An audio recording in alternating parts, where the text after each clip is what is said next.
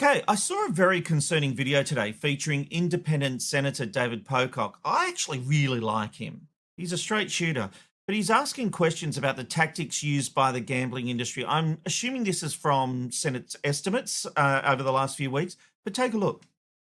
I find this outrageous that you can have a gambling addiction, be doing all the right things, self-exclude, and then have these predatory companies, as we saw in Peta Murphy's inquiry, sending emails saying, hey, we know you've self-excluded, but just a reminder, we're here if you want to punt. Happy punting. Ultra-bet support team.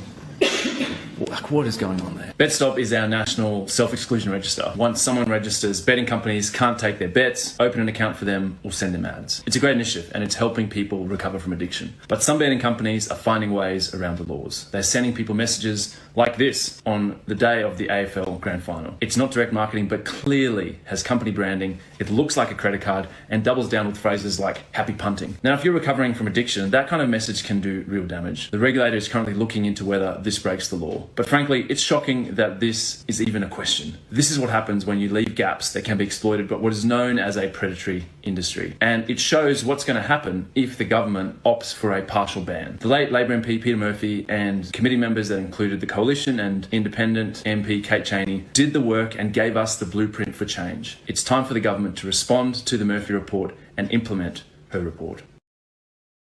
It's pretty shocking, isn't it?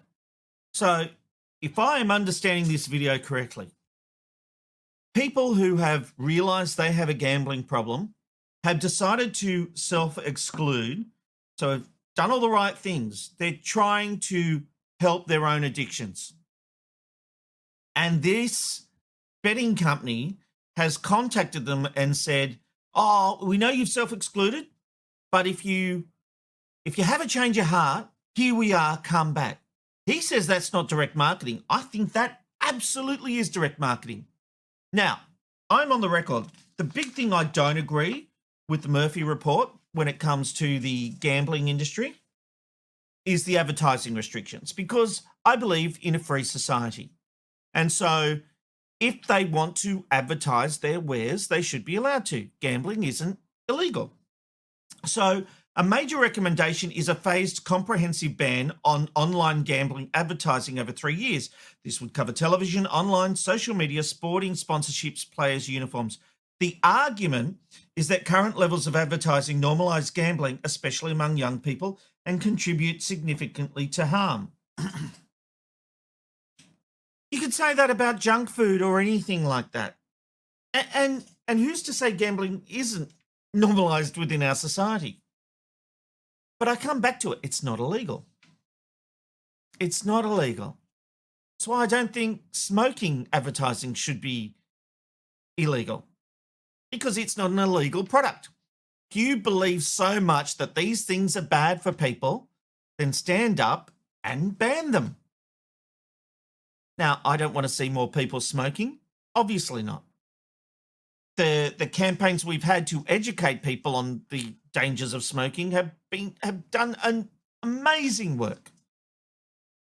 But I think, advertising aside, this is really scary stuff.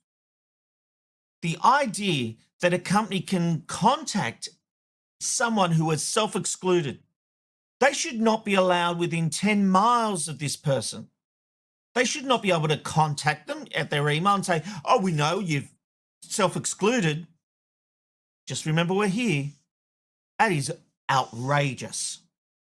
And yes, I agree something needs to be done. And these betting companies will have their own, will basically have themselves to blame when advertising gets banned because you brought it on yourself.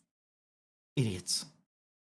Fun, insightful interviews from a washed-up producer with nothing to lose.